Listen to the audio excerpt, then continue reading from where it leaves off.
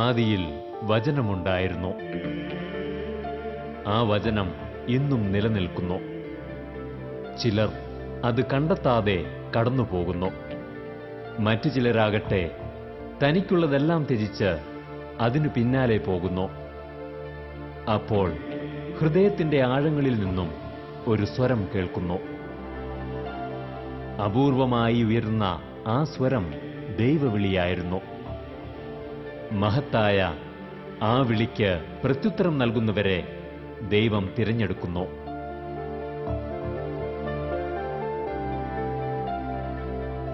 അവർക്കാകട്ടെ ബലവാനായ ദൈവത്തെ സ്പർശിക്കുവാൻ സാധിക്കുന്നു.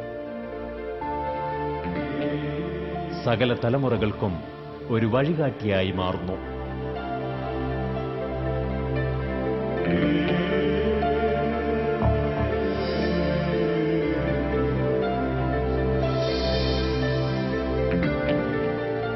ദൈവവിളി.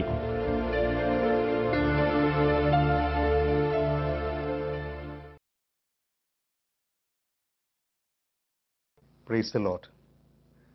കരിസ്മാറ്റിക് നവീകരണ ധ്യാനങ്ങളിലൂടെയും കൺവെൻഷനുകളിലൂടെയും കേരള സഭയിൽ ആധ്യാത്മിക ഉണർവിന് തുടക്കം കുറിച്ച ആധ്യാത്മിക ആചാര്യൻ, നമുക്കെല്ലാവർക്കും പ്രിയപ്പെട്ട ബഹുമാനപ്പെട്ട മാത്യു നായ്ക്കമ്പറമ്പിൽ അച്ഛൻ, ലോകപ്രശസ്ത സുവിശേഷകൻ, ഇന്ന് നമ്മോടൊപ്പം അദ്ദേഹമുണ്ട്.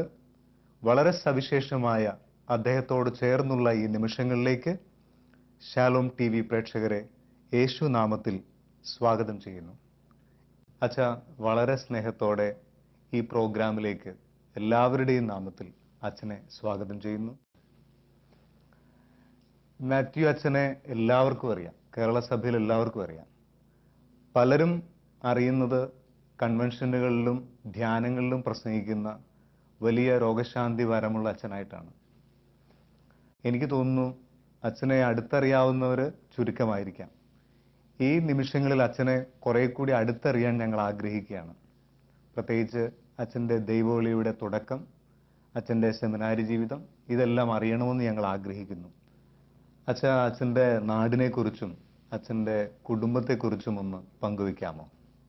പാലാ രൂപതയിൽപ്പെട്ട പ്രവിത്താനം ഇടവകയിൽ എൻ്റെ മാതാപിതാക്കന്മാർ ജീവിച്ചിരുന്നത്. 5 മക്കളാണ് ഞങ്ങളുള്ളത്. 4ാമത്തെ ആളാണ് ഞാൻ. എനിക്ക് 2 വയസ്സായപ്പോൾ മലബാറിലേക്ക് മാതാപിതാക്കന്മാർ കുടിയേറി പാർത്തു. അപ്പോൾ എൻ്റെ ഹൈസ്കൂൾ പാസ്സാകുന്നത് വരെയുള്ള ഒരു 16-17 വയസ്സ് വരെയുള്ള കാലഘട്ടം മലബാറിൽ തലശ്ശേരി രൂപതയിൽ, അന്ന് തലശ്ശേരി രൂപത പെട്ട കോടഞ്ചേരി ഇടവകയിലായിരുന്നു. അച്ഛൻ്റെ കുടുംബം പശ്ചാത്തലം എങ്ങനെയായിരുന്നു? കുടിയേറ്റക്കാരായിരുന്നു അന്ന് ആ പ്രദേശത്തുള്ള എല്ലാവരും. അതുകൊണ്ട് നല്ല അധ്വാനത്തിൻ്റെയും കഷ്ടപ്പാടിൻ്റെയും ഒരു ചരിത്രമാണ് അവർക്കുണ്ടായിരുന്നത്. മാതാപിതാക്കന്മാർ 2 കൂട്ടരും, അപ്പനും അമ്മയും ഒരുപോലെ കഷ്ടപ്പെടണം, മക്കളും അതോടൊപ്പം സഹകരിക്കും. അപ്പോൾ സാമ്പത്തിക മേഖല കഷ്ടപ്പാടിൻ്റെ ദാരിദ്ര്യം ഇല്ലായിരുന്നേ ഉള്ളൂ, വലിയ സാമ്പത്തിക മേന്മയൊന്നുമില്ല. അതുകൊണ്ട് നല്ല ദൈവാശ്രയം ഉണ്ടായിരുന്നു. കഷ്ടപ്പാടും അധ്വാനവും ഉള്ളപ്പോൾ ദൈവഭക്തിയും അതുപോലെ തന്നെ ജ്വലിച്ച് നിന്നിരുന്നു. ദൈവമാണ് ഏകാശ്രയം. കഷ്ടപ്പാടുകളൊക്കെ സഹിച്ച് കാടൊക്കെ വെട്ടി തെളിച്ചെന്ന് പറഞ്ഞ പോലെ കൃഷിയൊക്കെ ഇറക്കി അധ്വാനിച്ച് കഷ്ടപ്പെട്ട് ജീവിക്കുന്ന ഒരു തലമുറ. അപ്പോൾ കോടഞ്ചേരി ഇടവകയിൽ അന്ന് വന്ന വൈദികരും അതുപോലെ ത്യാഗോജ്ജലമായ ജീവിതം നയിച്ചവരായിരുന്നു. നല്ല നേതൃത്വം കൊടുത്തിരുന്നു. അപ്പോൾ അവരുടെ എല്ലാം ഒരു നല്ല സ്വാധീനത്തിൽ ഉയർന്നു വന്ന ഒരു ഇടവകയാണ്. 11 കൊല്ലം, അന്ന് SLC പാസ്സാകണമെങ്കിൽ 11 കൊല്ലം പഠിക്കണം.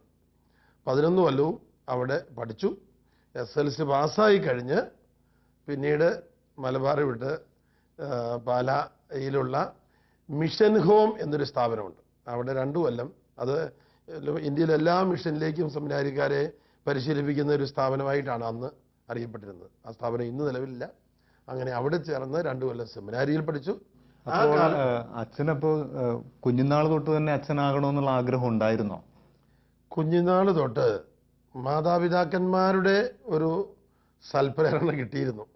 അപ്പം അമ്മയുടെ അടുത്ത് അമ്മ പലപ്പോഴും പറയുമായിരുന്നു, നല്ല കുട്ടിയായിട്ട് ജീവിക്കുകയാണെങ്കിൽ അച്ഛനാകാൻ വിടാം. പിന്നെ പലപ്പോഴും അമ്മ പറഞ്ഞിരുന്നു, ഒരു വിശുദ്ധനാകണം, അതും മൊത്തം കുടുംബത്തിലെ ഒരു ആനന്ദകരമായ ചിന്തയായിരുന്നു. എൻ്റെ മുതിർന്നവർക്കും എൻ്റെ പിതാവിനും അമ്മയ്ക്കും എല്ലാവർക്കുമുള്ള ഒരു നല്ല സങ്കല്പത്തിൽപ്പെട്ടതാണ്. ഞങ്ങളുടെ ഇടയ്ക്കിടയ്ക്ക് അത് പറഞ്ഞു തരുമായിരുന്നു, ഒരു വിശുദ്ധനാകണം, പിന്നെ നല്ല കുട്ടിയായിട്ട് വളരുകയാണെങ്കിൽ അച്ഛനാവും വിട. ഇത് പലപ്പോഴും ഉണ്ടായിരുന്നു. അപ്പോൾ അങ്ങനെയുള്ളൊരു അഭിനിവേശം കുടുംബാംഗങ്ങൾക്ക് എല്ലാവർക്കും ഉണ്ടായിരുന്നു എന്ന് പറയാം. അപ്പച്ചനും എല്ലാവർക്കും ഉണ്ടായിരുന്നു. അപ്പോൾ ചൊട്ടയിലെ ശീലം ചുടല വലയൊന്നും കണ്ട് പറയുമല്ലോ. അപ്പോൾ ആ കുട്ടിക്കാലത്തുള്ള ആഗ്രഹം ഇന്ന് നിലനിൽപ്പുണ്ട്, വിശുദ്ധനാകാനുള്ള ആഗ്രഹം. പിന്നെ സ്കൂളിലൊക്കെ പഠിക്കുന്ന കാലമായപ്പോഴത്തേക്ക്, അന്ന് പഠിക്കുന്ന കാലത്ത് ഈ ചെറുപുഷ്പ മിഷൻ ലീഗ്, കാറ്റക്കിസം, ഇതിൻ്റെയൊക്കെ വാർഷിക സമ്മേളനങ്ങളിൽ നാടകങ്ങളൊക്കെ അവതരിപ്പിക്കുമ്പോൾ പിന്നെ ഒരു മിഷണറിയായി വടക്കേ ഇന്ത്യയിൽ പോയി രക്തസാക്ഷിയായിട്ട് മരിക്കുന്നു. ഇങ്ങനെയുള്ള വീരധീര രക്തസാക്ഷിത്തിലേക്ക് നയിക്കുന്ന കഥകളൊക്കെയായിരുന്നു. അപ്പോൾ സ്വാഭാവികമായിട്ട് അങ്ങനെയുള്ള ആഗ്രഹങ്ങൾ അന്ന് തുടങ്ങിയുണ്ട്. അത് ഇന്നും നഷ്ടപ്പെട്ടിട്ടില്ല. രക്തസാക്ഷിയായി മരിക്കണമെന്നൊക്കെ ആഗ്രഹമുണ്ട്, ദൈവം ആഗ്രഹിക്കുന്നെങ്കിൽ. ദൈവത്തിന്റെ അപരിമേയമായ സ്നേഹത്തിനു പകരം സഹനങ്ങൾ ഏറ്റെടുക്കുന്നതിൽ ഈ അഭിഷിക്തൻ ശ്രദ്ധിച്ചിരുന്നു. തന്റെ ശുശ്രൂഷാ ജീവിതത്തെ എപ്പോഴും ലളിതവൽക്കരിക്കുവാനും പരിശ്രമിച്ചിരുന്നു. അങ്ങനെ ക്രിസ്തുവിനു വേണ്ടി സ്വന്തം ജീവൻ വെടിയുവാൻ തക്കവിധം ഈ വൈദികൻ തന്റെ മനസ്സിനെ പരുവപ്പെടുത്തി. പിന്നീടങ്ങോട്ട് അത്ഭുതങ്ങളുടെയും അടയാളങ്ങളുടെയും നേർക്കാഴ്ചയായിരുന്നു. അതിലൂടെ യേശുവിലേക്ക് അനേകരെ ആകർഷിക്കുവാനും നിരവധി ആത്മാക്കളെ നേടുവാനും മാത്യു നായിക്കമ്പറമ്പിൽ അച്ഛന് സാധിച്ചു.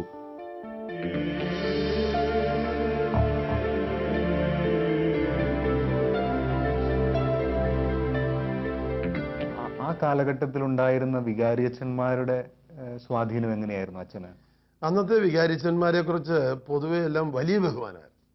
അന്ന് കുടിയേറ്റ കാലത്ത് അവിടെ കഷ്ടപ്പെടുന്ന സാധാരണക്കാരോടൊപ്പം വേദനിക്കുന്ന, അവരുടെ കൂടെ അധ്വാനിക്കുന്ന, അവർക്ക് വേണ്ടി അധ്വാനിക്കുന്ന സ്കൂളും ദേവാലയമൊക്കെ പണിത് ഉയർത്തുന്നൊരു കാലമുണ്ട്.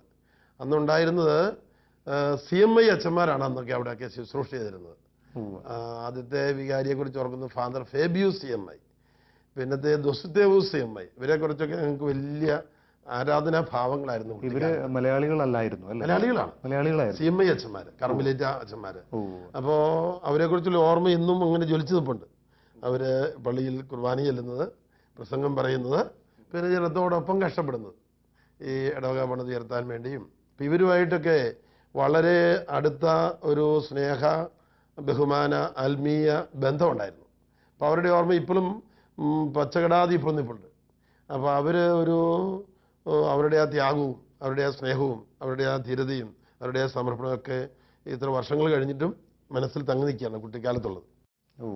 ഈ ഭക്തസംഘടനകളിലുള്ള പ്രവർത്തനം അച്ഛനെ ദൈവവിളിക്ക് സഹായിച്ചിട്ടുണ്ടോ? കുട്ടിക്കാലത്ത് ചെറുപുഷ്പ മിഷൻ ലീഗിൽ പ്രവർത്തിച്ചിരുന്നു, മരിയൻ സൊഡാലിറ്റിയിൽ പ്രവർത്തിച്ചിരുന്നു, അതിൻ്റെ മീറ്റിങ്ങുകളിലൊക്കെ കൂടിയിരുന്നു, പ്രാർത്ഥനകളൊക്കെ എത്തിച്ചിരുന്നു.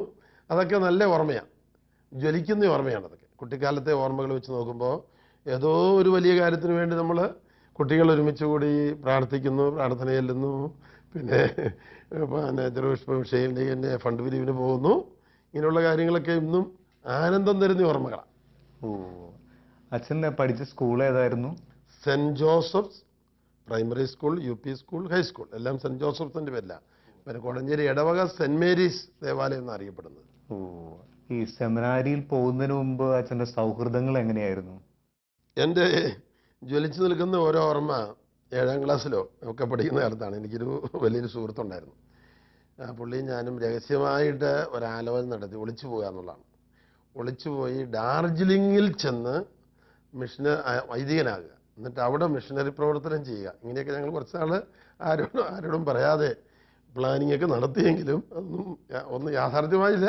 അല്ല, ഇങ്ങനെ ഒരു പ്ലാനിങ് നടത്താൻ ഇത്രയും ചെറുപ്പത്തിൽ തന്നെ നടത്താനുണ്ടായ ഒരു പ്രചോദനം എന്താണ്? അത് മിക്കവാറും ഒരു ആത്മീയ തീഷ്ണതയുടെ അന്തരീക്ഷം കോടഞ്ചേരി ഇടവകയിൽ ഉണ്ടായിരുന്നു. പിന്നെ അച്ഛൻ്റെ കുടുംബത്തിലും ഉണ്ടായിരുന്നു. ഇതെല്ലാം ഞങ്ങൾ സ്വാധീനിച്ചിട്ടുണ്ട്. അന്നൊക്കെ ഒരു ഒരു ഒരു ഒരു ധീര വീര രക്തസാക്ഷികൾ അല്ലെങ്കിൽ വിശുദ്ധർ എന്നുള്ള സങ്കല്പങ്ങൾ ധാരാളമുണ്ട്. പോരെങ്കിൽ പിന്നെ ഹൈസ്കൂളിലും UP സ്കൂളിലും ഒക്കെ പഠിക്കുന്ന കാലത്ത് തന്നെ വിശുദ്ധരുടെ ജീവചരിത്രങ്ങൾ, വിശുദ്ധരെക്കുറിച്ചുള്ള പ്രബോധനങ്ങൾ കാറ്റഗിസം ക്ലാസ്സിലും ഇടവക പള്ളിയിലുള്ള ശുശ്രൂഷകളിലുമൊക്കെ പ്രസംഗത്തിലുമൊക്കെ ധാരാളം കടന്നു വന്നിട്ടുണ്ട്. ചില പുസ്തകങ്ങളൊക്കെ വളരെ സ്വാധീനിച്ചിട്ടുണ്ട്. കൊച്ചുരേസ്യ പുണ്യവതിയുടെ സ്വയംകൃത ചരിതം, അതൊക്കെ കുട്ടിക്കാലത്ത് തന്നെ പല പ്രാവശ്യം വായിക്കാനുള്ളൊരു ഭാഗ്യം കിട്ടി എനിക്ക്. പിന്നെ മരിയ കുര്യത്തി ഒരു 11 വയസ്സായപ്പോൾ മറ്റപ്പോൾ ചാരിത്രം സംരക്ഷിക്കാൻ വേണ്ടി ദൈവകൽപ്പന അനുസരിക്കാൻ വേണ്ടി പിന്നെ കുത്തേറ്റ് മരിക്കുന്ന അവസരത്തിലും കൊന്ന അലക്സാണ്ടറിൻ്റെ ആത്മരക്ഷയ്ക്ക് വേണ്ടി പ്രാർത്ഥിക്കുന്നത്, മരിക്കാൻ കിടക്കുക ആശുപത്രി കിടങ്ങും. ഇതെല്ലാം നല്ല സ്മരണകളാണ്, വിശുദ്ധന്മാരുടെ ഓർമ്മകൾ. ഡൊമിനിക് സാവിയോ, പിന്നെ അത് ചെറിയ വിശുദ്ധര്, പിന്നെ വലിയ വിശുദ്ധരെ കുറിച്ചുള്ള ഓർമ്മയും ധാരാളമാണ്. അച്ഛന് ഇത്രയും വിശുദ്ധരുടെ ഓർമ്മകൾ ഇത്രയും സ്വാധീനിക്കാൻ കാരണം അച്ഛൻ്റെ വായനയാണോ അല്ലെങ്കിൽ ആരെങ്കിലും പറഞ്ഞു തന്നതാണോ? അമ്മയുടെ വായിൽ നിന്ന് പലപ്പോഴും വന്നിരുന്നു. മാതാപിതാക്കന്മാർ ആ ചിന്താഗതി പുലർത്തുന്നവരായിരുന്നു. വാർഷിക ധ്യാനം, വൈകുന്നേരത്തെ പ്രാർത്ഥന, പിന്നെ രണ്ട് മാസം വെക്കേഷൻ ഉണ്ടെങ്കിൽ എല്ലാ ദിവസവും 2 മൈൽ നടന്ന് പള്ളിയിൽ പോകണം. ഇങ്ങനെയുള്ള ഒരുപാട് നിർബന്ധ താല്പര്യങ്ങൾ ഉണ്ടായിരുന്നു. അപ്പോൾ അപ്പനാണെങ്കിൽ വൈകുന്നേരം വല്ല അങ്ങാടിയിലൊക്കെ പോയിട്ട് വരണമെങ്കിൽ സമയത്ത് എത്താൻ പറ്റിയില്ലെങ്കിൽ കൊന്ത ചൊല്ലി തീർത്തേ അവിടെ എത്തുള്ളൂ, സ്വന്തമായിട്ടെങ്കിലും. പിന്നെ വെള്ളിയും ശനിയും പള്ളിയിൽ പോകാൻ പറ്റുമെങ്കിൽ പോകുമായിരുന്നു. 2 മൈൽ നടന്ന് പോകണം. വെള്ളിയും ഞായറാഴ്ച മാത്രമല്ല, അപ്പനും അമ്മയൊക്കെ, രണ്ടുപേർക്കും പോകാൻ പറ്റിയല്ല. അങ്ങനെയുള്ള ഒരു വിശുദ്ധ സങ്കല്പങ്ങളുണ്ടായിരുന്നു, അങ്ങനെയുള്ള വിശുദ്ധ അഭിനിവേശങ്ങളുണ്ടായിരുന്നു. അത് ദൈവത്തിൻ്റെ ഒരു കാരുണ്യം പ്രവർത്തിച്ചു, ദൈവത്തിൻ്റെ തിരഞ്ഞെടുപ്പ് ദൂരങ്ങളിൽ നിന്ന് പ്രവർത്തിച്ചതായിരിക്കാം. അങ്ങനെ കുട്ടിക്കാലത്ത് തന്നെ അങ്ങനെയുള്ളൊരു അഭിനിവേശം, ഒരു താല്പര്യം ഉണ്ടായിരുന്നു. ഈ അച്ഛന് കുഞ്ഞുനാൾ തൊട്ട് തന്നെ അച്ഛനാകാൻ പോകണമെന്നുള്ള ആഗ്രഹം ഉണ്ടായിരുന്നു.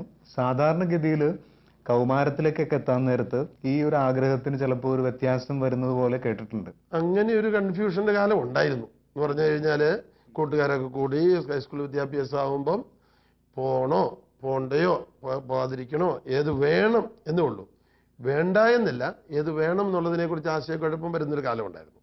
ഹൈസ്കൂൾ വിദ്യാഭ്യാസം കഴിഞ്ഞ് ഇനി കോളേജ് വിദ്യാഭ്യാസത്തിന് പോകണം. കോളേജ് വിദ്യാഭ്യാസത്തിന് പോകണമെങ്കിൽ അത് അയക്കാൻ അപ്പോഴത്തെ സാമ്പത്തിക സ്ഥിതിയില്ല. എന്നാലും പിന്നെ വൈദികനാകാൻ പോകണം, നല്ല ഉറപ്പില്ലാത്തൊരു കാലം ഉണ്ടായിരുന്നു. ആ സമയങ്ങളിൽ അച്ഛൻ എന്താ ചെയ്തത്? ഈ ഒരു ഉറപ്പിലേക്ക് വരാനായിട്ട് അച്ഛൻ എന്താ ചെയ്തത്? ആ കാലഘട്ടത്തിലാണ് ഞാൻ ഹൈസ്കൂൾ പാസ്സാകുന്ന കാലഘട്ടത്തിൽ എൻ്റെ അമ്മയുടെ നിലപാടിന് കുറച്ച് മാറ്റം വന്നു. അമ്മ പറഞ്ഞു കുടുംബം നോക്കാനായിട്ട് വീട്ടിൽ നിൽക്കണം. അപ്പോൾ അത് ഉറച്ച നിലപാടായിരുന്നു. അപ്പോഴത്തേക്കും അപ്പനിൽ പരിശുദ്ധാത്മാവ് പ്രവർത്തിച്ചെന്ന് പറയണം. അപ്പൻ പയ്യൻ പറഞ്ഞു, വേണമെങ്കിൽ നീ ദൈവവിളി ധ്യാനത്തിനൊന്ന് പൊക്കോ, തലശ്ശേരി വരെ പോകുമ്പോൾ വണ്ടി കയറാനൊക്കെ പഠിക്കാം എന്നൊക്കെ പറഞ്ഞ് നമ്മുടെ ഇടവകയിൽ ആരാണ്ടൊക്കെ പോകുന്നുണ്ടെന്ന് കേട്ടു, നിങ്ങളൊന്നിച്ച് ഒന്ന് പൊക്കോ വേണമെങ്കിൽ എന്ന് പറഞ്ഞ് പ്രോത്സാഹനം നൽകിയതെന്ന് അപ്പനാണ്. അപ്പോൾ ഒരു ഒരു തീരുമാനം എടുക്കാനുള്ള ഒരു വ്യക്തതയില്ലാത്ത അവസരത്തിൽ ദൈവവിളി ധ്യാനത്തിന് തലശ്ശേരി രൂപതയുടെ പേറ്റിസമാരി ബിഷപ്സ് ഹൗസിൻ്റെ അടുത്ത് തന്നെയാണ്, ബിഷപ്സ് ഹൗസിനോട് അനുബന്ധിച്ച് തന്നെയാണ്. അവിടെയുള്ള ദൈവവിളി ധ്യാനത്തിൽ ഞങ്ങളുടെ ഇടവകയിൽ നിന്ന് 5-6 പേര് പോയി, ആ കൂട്ടത്തിൽ ഞാൻ പോയി. അങ്ങനെ ആ 3 ദിവസത്തെ ധ്യാനത്തിൽ ആ ധ്യാനം പ്രസംഗിച്ചത് സമ്പൂർണ്ണ ബൈബിൾ POC ബൈബിൾ സമ്പൂർണ്ണ ബൈബിൾ ആദ്യമായിട്ട് തർജ്ജമ ചെയ്ത തോമസ് മുത്തേടൻ. അദ്ദേഹം സെൻറ് തോമസ് തൃശ്ശൂർ കോളേജിലെ പ്രിൻസിപ്പളായിരുന്നു. അദ്ദേഹം 3 ദിവസത്തെ ധ്യാനത്തിൽ ഒരുപാട് നല്ല കാര്യങ്ങൾ പറഞ്ഞു, കഥകളൊക്കെ പറഞ്ഞു. പക്ഷെ ഒന്നും അങ്ങനെ ഓർത്തിരിക്കുന്നില്ല. ഒരു വചനം മാത്രം എൻ്റെ മനസ്സിൽ തങ്ങി നിന്നു. അതിതാണ് ഈശോ പറയുന്നത്, എന്നെ പ്രതി അപ്പനെയോ അമ്മയെയോ നിലത്തെയോ വസ്തുക്കളെയോ ഭാര്യ എന്നുള്ളതൊന്നും അറിയത്തില്ല, ഭാര്യ കാണാൻ വഴിയില്ലായിരിക്കും, മക്കളെയോ ഉപേക്ഷിക്കുന്നവന് 100 മടങ്ങായി ഈ ലോകത്തിലും വരുവാനിരിക്കുന്ന ലോകത്തിൽ നിത്യജീവനും. പിന്നെ അതിൻ്റെ കൂട്ടത്തിൽ സഹനവും കിട്ടുമെന്ന് അങ്ങോട്ട് എഴുതിയിട്ടുണ്ടെന്ന് എനിക്ക് തോന്നുന്നു. ഈ ലോകത്തിൽ സഹനം ഉണ്ടാവും, പക്ഷെ 100 മടങ്ങ് പ്രതിഫലം ഈ ലോകത്തിലും വരുവാനിരിക്കുന്ന ലോകത്തിലും നിത്യജീവനും. അപ്പോൾ ശരിക്കും ഈ ഒരു വചനമാണ് അച്ഛൻ്റെ ദൈവവിളിയെ ഒരു കൃത്യസമയത്ത് എനിക്ക് ഉറപ്പ് തന്നത്. കാരണം അത് മാത്രം എൻ്റെ മനസ്സിൽ തങ്ങി നിൽക്കാൻ തുടങ്ങി. അപ്പോഴത്തേക്ക് അതൊരു തീരുമാനമായിട്ട് മാറി, ഒരു അഭിഷേകമായിട്ട് മാറി.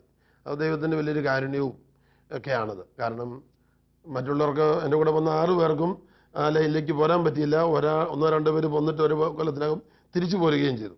അച്ഛൻ്റെ ബാച്ചിൽ അല്ല, അന്ന് ഞങ്ങൾ കോടഞ്ചേരിയിൽ ധ്യാനിപ്പിക്കാൻ തനിക്ക് ദൈവവിളി ധ്യാനത്തിന് പോയ എൻ്റെ കൂടെ SLC പഠിച്ച 5 പേരെങ്കിലും പോയായിരുന്നു. അതിൽ രണ്ടുപേര് സെമിനാരിയിൽ ചേർന്നെങ്കിലും ഒരു കൊല്ലം കഴിയുമ്പോൾ തിരിച്ചു പോകുന്നു. അപ്പോൾ അന്ന് കോടഞ്ചേരിയിൽ നിന്ന് പോയതിൽ ഞാൻ മാത്രമേ വൈദിക പഠനം പൂർത്തിയാക്കി വൈദികനായുള്ളൂ.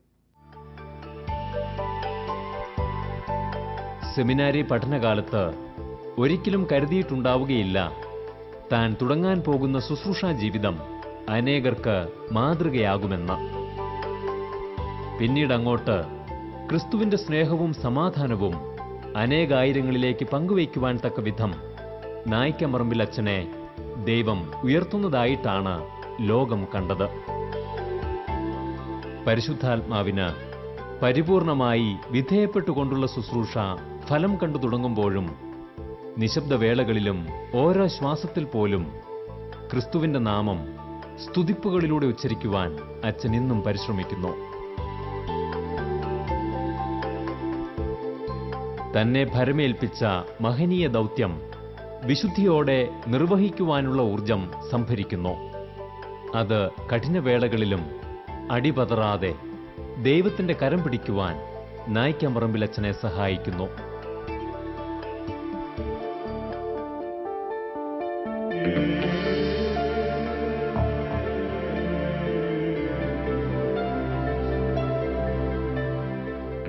ശരിക്കും ആ ദൈവവിളി ക്യാമ്പിൽ ഒരു വചനമാണ് അച്ഛനെ സ്വാധീനിച്ചത്. യെസ്, വളരെ വ്യക്തമായിട്ട് സ്വാധീനിച്ചു.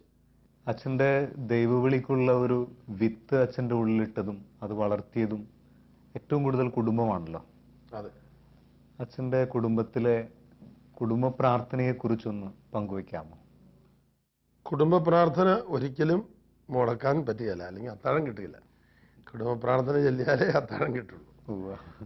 പിന്നെ എല്ലാവരും കുടുംബ പ്രാർത്ഥനയ്ക്ക് ഉണ്ടായിരിക്കണമെന്ന് നിർബന്ധമാണ്. ഇന്നത്തെ പോലെയുള്ള സ്പോണ്ടേനിയസ് പ്രെയർ ചൊല്ലി പ്രാർത്ഥിക്കുന്ന പരിചയം അന്ന് പോരാ. അന്ന് പരമ്പരാഗതമായി കിട്ടിയ പ്രാർത്ഥനകൾ, ജപമാല, മരിച്ച വിശ്വാസികൾക്ക് വേണ്ടിയുള്ള പ്രാർത്ഥന, തിരുഹൃദയത്തിൻ്റെ പ്രാർത്ഥന, ഇതൊക്കെയാണ് അന്നത്തെ പ്രധാന പ്രാർത്ഥന. അത് കൃത്യനിഷ്ഠയോടെ ചൊല്ലിയിരുന്നു. അച്ഛന്റെ സഹോദരങ്ങളെ കുറിച്ച് ഒന്ന് പറയാമോ? ഞങ്ങൾ 5 പേരാണുള്ളത്. മൂത്തത് ചേച്ചി, ഒരു സ്കൂൾ അധ്യാപികയായിരുന്നു, അവിവാഹിതയാണ്. റിട്ടയർഡായിട്ട് ഒരുവിധം ആരോഗ്യത്തോടെ കഴിയായിരുന്നു. ഇപ്പോൾ 77 വയസ്സൊക്കെ ആയി കാണുമെങ്കിൽ ഇപ്പം നടക്കാനൊക്കെ ബുദ്ധിമുട്ടായിട്ട് വീട്ടിൽ തന്നെയുണ്ട്. പക്ഷേ ഞങ്ങളുടെ മൂത്ത ചേച്ചിക്ക് ഞങ്ങൾ അപ്പനും അമ്മയ്ക്കും ഉള്ളതുപോലെ തന്നെ വലിയ നിർബന്ധം ഉണ്ടായിരുന്നു. പാപം ചെയ്യാതെ ജീവിക്കണം, വിശുദ്ധരായി ജീവിക്കണം, നല്ല വിശുദ്ധ വൈദികരാകണം. ചേച്ചി ധാരാളം പ്രേക്ഷിത വേല ചെയ്യുന്ന ഒരു സഹോദരിയായിരുന്നു. അവസരം കിട്ടുമ്പോഴെല്ലാം വചനോത്സവം മാസയോ അതുപോലുള്ള പ്രസിദ്ധീകരണങ്ങൾ മറ്റുള്ളവർക്ക് കൊണ്ട് എത്തിച്ചു കൊടുത്തിരുന്നു. പിന്നെ മറ്റുള്ളവരെ സഹായിക്കുന്ന കാര്യത്തിലും കഴിയുന്ന വളരെ നല്ല താല്പര്യം കാണിച്ചിരുന്നയാളാണ്. ഇപ്പോൾ ഒരു പ്രായത്തിൻ്റെ അവസ്ഥയിലൂടെ കടന്നു പോകുന്നു. രണ്ടാമത്തെ സിസ്റ്റർ, മൂത്തത്, ഒരു നേഴ്സാണ്. നേഴ്സ്, ഇപ്പോൾ റിട്ടയർഡ് നേഴ്സ്. ഭർത്താവ് ഒരു ഹോമിയോ ഡോക്ടറായിരുന്നു. അദ്ദേഹം ഓൾ ഇന്ത്യ ഹോമിയോയുടെ ഹെഡാണെന്ന് തോന്നുന്നു ഇപ്പോഴും, അവസാനമായിട്ട് കഴിഞ്ഞപ്പോഴും. 3 ഇന്ത്യൻ പ്രസിഡന്റുമാരുടെ ഡോക്ടറായിരുന്നു പുള്ളി. അദ്ദേഹം ഉയർന്ന സ്ഥാനത്ത് വന്നയാളാണ് അദ്ദേഹം. അപ്പോൾ 2 പേരും അവശതയിൽ കഴിയുന്നു, പ്രായത്തിൻ്റെ അവശത. പിന്നെ അടുത്തത് ജ്യേഷ്ഠനാണ്. ജ്യേഷ്ഠന് ഒരു 55-ാമത്തെ വയസ്സായപ്പോഴത്തെ ബ്രെയിൻ ഹെമറേജ് കൊണ്ട് മരിച്ചു. ആ ചേട്ടൻ ഞങ്ങൾ കുഞ്ഞായിരുന്നപ്പോൾ ചേട്ടന് ഒരിക്കൽ ഒരു രഹസ്യമായ പ്രാർത്ഥന ഉണ്ടായിരുന്നു. ഒരു തലയണയ്ക്ക് അടിയിൽ നിന്നൊരു കടലാസ് കഷ്ണം കണ്ടു കിട്ടി, എൻ്റെ അനുജനെ ഒരു വൈദികനാക്കണമേ എന്ന ഒരു പ്രാർത്ഥന. അപ്പോൾ കുടുംബത്തിൽ മൊത്തം അങ്ങനെ ഒരു ആഗ്രഹമൊക്കെ ഉണ്ടായിരുന്നേ വിചാരിക്കുന്നത്, അല്ലെങ്കിൽ ചേട്ടൻ അങ്ങനെ എഴുതി വെക്കുമല്ലോ. അങ്ങനെ ഒരു താല്പര്യം കുടുംബത്തിൽ ഉണ്ടായിരുന്നു. പിന്നത്തേത് ഞാൻ, പിന്നത്തെ എൻ്റെ അനിയൻ, അദ്ദേഹം ഒരു സ്കൂൾ അധ്യാപകനായിരുന്നു. കോടഞ്ചേരിയിലും കണ്ണോത്തും കൂടലഞ്ഞിലൊക്കെ ഹെഡ് മാസ്റ്ററായിരുന്നു. ഇപ്പോൾ റിട്ടയേർഡ് ലൈഫാണ്. ഒരു മകളുണ്ട് അവർക്ക്. അപ്പോൾ ഒരു കുടുംബത്തിന്റെ മുഴുവൻ ആഗ്രഹമായിരുന്നു അച്ഛൻ വൈദികനായി തീരുക എന്നുള്ളത്. അതെ അതെ, അവർക്ക് എല്ലാവർക്കും തന്നെ ആനന്ദം ഉണ്ടായിരുന്നു. അപ്പോൾ ആദ്യം അമ്മ SLC ഒക്കെ പാസ്സാകുന്ന സമയത്ത് വേണ്ട ഇവിടെ നിൽക്കണം എന്നൊക്കെ പറഞ്ഞെങ്കിലും പോയി കഴിഞ്ഞപ്പോൾ അമ്മ പറഞ്ഞു, അമ്മ ഇല്ലാത്തപ്പോഴായും പോയത്. കാരണം അമ്മ പ്രവിധാനത്ത് മാതാപിതാക്കന്മാരെ കാണാൻ പോയ അവസരത്തിലാണ് അപ്പനും ഞാനും കൂടെ തീരുമാനമെടുക്കുന്നത്. അപ്പം അമ്മയെ പ്രവിധാനത്ത് എന്ന് കണ്ട് യാത്ര പറയാം. അന്ന് ഫോൺ സൗകര്യങ്ങളില്ല. അപ്പം ഞാൻ രാത്രി അങ്ങോട്ട് പുറപ്പെടുന്ന രാത്രി തന്നെ അമ്മ ഇങ്ങോട്ട് പുറപ്പെട്ടു, തിരിച്ചു പോന്നു. അതുകൊണ്ട് കണ്ടുമുട്ടലുണ്ടായില്ല. അപ്പം ആ വഴി സെമിനാരിയിൽ ചേർന്നു. പിന്നെ പഞ്ചന്തം പറഞ്ഞു, സെമിനാരി പോയത് കൊള്ളാം, മേലിൽ തിരിച്ചു വന്നേക്കരുത്, അച്ഛനായിട്ടേ വരാവുള്ളൂ. അങ്ങനെ പറഞ്ഞപ്പോ അച്ഛന് വിഷമം തോന്നിയായിരുന്നു? ഒരു വിഷമമില്ല, മാതാപിതാക്കന്മാരല്ലേ. ഓ, തിരിച്ചു വരണം എന്ന് പറഞ്ഞാൽ തിരിച്ചു വരരുത് എന്ന് പറഞ്ഞാൽ സ്നേഹത്തിന്റെ പോയ വഴി നന്നായിട്ട് തന്നെ വയ്ക്കോ എന്നുള്ള മനോഭാവമായിരുന്നു. നല്ലൊരു ആശംസയായിരുന്നു അത്. അതെ അതെ. അവർ ഇന്നും മരിക്കുന്നവരെ, രണ്ടുപേരും മരിച്ചു, മരിക്കുന്നവരെ അവർക്ക് ആനന്ദവും അഭിമാനവുമായിരുന്നു. ശരിക്കും ഒരു കുട്ടി സെമിനാരിയിലേക്ക് എത്തണമെങ്കിൽ കുടുംബത്തിന്റെ മുഴുവൻ പ്രാർത്ഥനയും ആശംസകളും തീർച്ചയായിട്ടും ഉണ്ടാവണം. വലിയൊരു സഹായമാണ്. ഉവ്വ. ഏറ്റവും വലിയ സഹായം അതാണ്. അവരിലേക്കാണല്ലോ നമ്മൾ ഇടയ്ക്കിടയ്ക്ക് തിരിഞ്ഞു നോക്കുന്നത്. ഉവ്വ. കഷ്ടപ്പാടിൻ്റെ സമയത്ത്, ബുദ്ധിമുട്ടിൻ്റെ സമയത്ത് അവരെങ്ങനെ ദൈവത്തെ ആശ്രയിച്ചു, എങ്ങനെ പ്രാർത്ഥിച്ചു, എങ്ങനെ ദൈവത്തോട് വിശ്വസ്തരായിരുന്നു, ആ ഓർമ്മയാണ് ഏറ്റവും കൂടുതൽ കത്തിച്ചിരിക്കുന്നത്.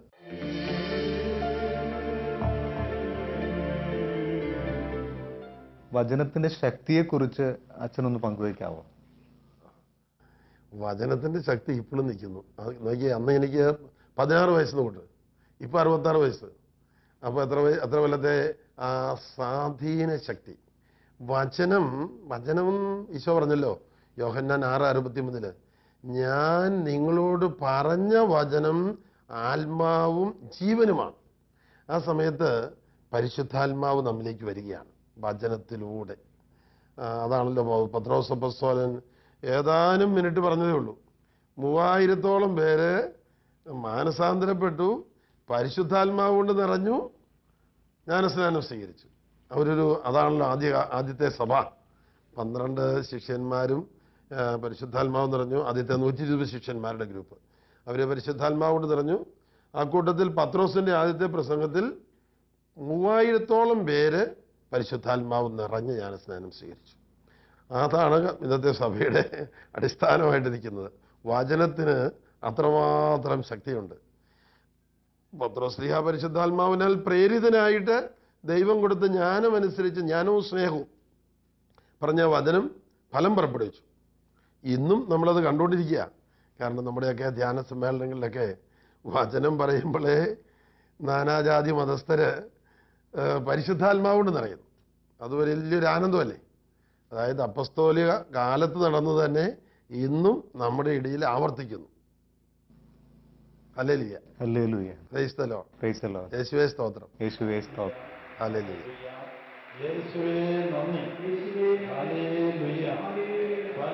ധ്യാനമന്ദിരങ്ങളിൽ നിന്നും ഉയരുന്ന സ്തുതിപ്പുകൾ മഹത്തായ ഒരു വചനമാണ് വിളിച്ചോതുന്നത്. വിശ്വസിക്കുന്നവരോടുകൂടെ ഈ അടയാളങ്ങൾ ഉണ്ടായിരിക്കും. അവർ എൻ്റെ നാമത്തിൽ പിശാചുക്കളെ പുറത്താക്കും, രോഗികളുടെ മേൽ കൈകൾ വയ്ക്കും, അവർ സുഖം പ്രാപിക്കും. ഇവിടെ ഈ വൈദികന് വിശ്രമമില്ല. ലോക സുവിശേഷവൽക്കരണത്തിന്റെ ഒരു ഭാഗമാകാൻ സാധിച്ചതിൽ ദൈവത്തോട് നന്ദി പറഞ്ഞുകൊണ്ട് ശുശ്രൂഷയിൽ ഇദ്ദേഹം വ്യാപൃതനാകുന്നു. അസ്വസ്ഥപ്പെടുത്തുന്ന സ്വന്തം രോഗത്തെ വകവയ്ക്കാതെ അവരുടെ രോഗശാന്തിക്കായി പ്രാർത്ഥിക്കുന്നു. അനേകം രോഗസൗഖ്യം സംഭവിക്കുന്നു.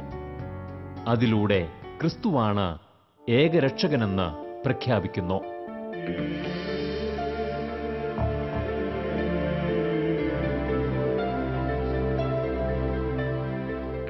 അച്ഛൻ്റെ സെമിനാരി ജീവിതത്തെക്കുറിച്ച് പങ്കുവയ്ക്കാമോ? സെമിനാരി ജീവിതത്തിൽ ഞാൻ ആദ്യമായി സെമിനാരിയിൽ ചേർന്നത് വിൻസെൻഷ്യൻ സഭയിലല്ല. വിൻസെൻഷ്യൻ സഭയെക്കുറിച്ച് കേട്ടിട്ട് പോലുമില്ല. അങ്ങനെയുള്ള അവസരത്തിൽ MSFS കോൺഗ്രിഗേഷനിൽപ്പെട്ട missionary society of saint Francis de Sales, ഏറ്റുമാനൂരൊക്കെ ഉള്ള സഭ, മഞ്ഞാക്കലച്ചൻ്റെയൊക്കെ സഭയാണ്. അവിടെ ഏറ്റുമാനൂർ ചേരാൻ വേണ്ടി എന്നെ ഒരു വൈദികൻ പ്രേരിപ്പിച്ചു. ഞാൻ പറഞ്ഞു പോവുകയാണ്. അപ്പോൾ എന്നെ കൊണ്ടുവിടുന്ന അങ്ങോട്ടാണ്. പോകുന്ന വഴി എൻ്റെ അങ്കിൾ ഒരു എക്സെമിനാരിസ്റ്റ്, 40 കൊല്ലം ഒരു ലേമനായിട്ട് അദ്ദേഹം പഠിപ്പിക്കുന്ന സെമിനാരിയാണ്. അദ്ദേഹം ഫിലോസഫി വരെ പഠിച്ചെങ്കിലും റൂമാറ്റിസം, വാദം ഒക്കെ ഉണ്ടായി തിരിച്ചു പോന്നതാണ്. എങ്കിലും നല്ല ഭക്തനായിട്ട് ജീവിച്ച AK അഗസ്റ്റിൻ, അദ്ദേഹത്തിനെക്കുറിച്ച് ഒരുപാട് വൈദികർക്കും മിത്രന്മാർക്ക് വലിയ ബഹുമാനമാണ്. അദ്ദേഹം വലിയ സമർപ്പിതനായിട്ട് ജീവിച്ച ആളാണ്. മിഷൻ ഹോമിൽ റക്ടറേറ്റിൻ്റെ അസിസ്റ്റൻ്റ് പോലെ. അപ്പം അദ്ദേഹത്തെ കാണാൻ ചെന്നപ്പോൾ അദ്ദേഹം പറഞ്ഞു, എന്നാൽ നിനക്ക് ഇവിടെ നിൽക്കാൻ പാടില്ല. അപ്പോൾ എനിക്ക് അതിനും വിരോധമില്ല, കാരണം ഒന്നും ഇന്നതാണ് വ്യക്തമാണെന്ന് അറിവില്ലാത്ത കാലമാണ്. അപ്പോൾ അവിടെ നിന്നു. ഒരു കൊല്ലം പെറ്റി സെമിനാരി പഠിച്ചു കഴിഞ്ഞപ്പോൾ, എന്നാൽ നീ വേണ്ടി ഒരു കൊല്ലം പ്രീ യൂണിവേഴ്സിറ്റിക്ക് പൊക്കോ, റക്ടറേച്ചൻ പറഞ്ഞു. അപ്പോൾ അവ്യക്തതയുടെ കാലമാണ്. പ്രീ യൂണിവേഴ്സിറ്റിക്ക് പോയി സെമിനായിരുന്നുകൊണ്ട് ആ കാലഘട്ടത്തിൽ പ്രീ യൂണിവേഴ്സിറ്റി എന്ന് പറയുന്നത് ഇന്നത്തെ പ്രീ ഡിഗ്രി അന്ന് തുടങ്ങിയിട്ടില്ല. ഞങ്ങൾ 11 കൊല്ലം സ്കൂളിൽ പഠിച്ച ആൾക്കാരാണ്. അന്ന് 1 കൊല്ലം പഠിച്ചാലും മതി പ്രീ യൂണിവേഴ്സിറ്റി. ഇന്നത്തെ പ്രീ ഡിഗ്രിക്ക് തുല്യം. ഞാൻ പ്രീ ഡിഗ്രി തുടങ്ങുന്നതിന് മുമ്പുള്ള ബാച്ചാണ്. അപ്പോൾ പ്രീ യൂണിവേഴ്സിറ്റിക്ക് പഠിക്കുന്ന കാലത്ത് ആണെന്നാണ് എൻ്റെ ഓർമ്മ, ഇന്ന് ബിഷപ്പായിട്ട് റിട്ടയർഡ് ബിഷപ്പായിട്ട് കഴിയുന്ന AD മറ്റം സാറ്റ്നാരൂപതയുടെ വിൻസെൻഷ്യൻ ബിഷപ്പ്, അല്ലെങ്കിൽ വിൻസെൻഷ്യൻ സഭയിലെ ബിഷപ്പ്, അദ്ദേഹം ഇടയ്ക്കിടയ്ക്ക് പാലാ മിഷൻ ഹോമിൽ വരുമായിരുന്നു. അപ്പോൾ എൻ്റെ അങ്കിൾ പറഞ്ഞു, നിനക്ക് പറ്റിയ സഭയാണെന്ന് പറഞ്ഞു. അപ്പോൾ എനിക്കതിന് എതിർപ്പില്ല. അപ്പം അന്ന് അങ്ങനെയാണ് ഞാൻ വിൻസെൻഷ്യൻ സഭയിൽ ചേരുന്നത്. വിൻസെൻഷ്യൻ സഭയിൽ ചേർന്നപ്പോൾ ഇന്നെനിക്കറിയാം അതൊരു വലിയ ദൈവവിളിയും തിരഞ്ഞെടുപ്പും ആയിരുന്നു. നമ്മളൊന്നും അറിയാതെ ദൈവം തൊട്ടടുത്ത് നിന്ന് ഇങ്ങനെ നമ്മളെ നയിക്കുകയാണ്. അപ്പോൾ ചിലപ്പോൾ നമ്മുടെ ബന്ധുക്കൾ കൂടി ആയിരിക്കാം, ചിലപ്പോൾ മറ്റൊരാളിലൂടെ ആയിരിക്കാം, പക്ഷെ ദൈവം തന്നെയാണ് നയിക്കുന്നത്. വിൻസെൻഷ്യൻ സഭയിൽ ചേർന്നതിൽ ഇന്ന് എനിക്ക് അത്യധികം ആനന്ദമുണ്ട്. കാരണം വിൻസെൻഷ്യൻ സഭയുടെ പ്രധാനപ്പെട്ട ശുശ്രൂഷ വചനപ്രഘോഷണമാണ്. ഇടവക ധ്യാനം ഉൾപ്പെടെ വൈദികരുടെ ഫോർമേഷൻ ഉൾപ്പെടെ എല്ലാ ഇടവക ശുശ്രൂഷയാണ്. അതിൽ നിങ്ങൾ ആനന്ദിക്കുന്നു. പോപ്പുലർ മിഷൻ ധ്യാനം വിൻസെൻഷ്യൻ സഭയുടെ ഒരു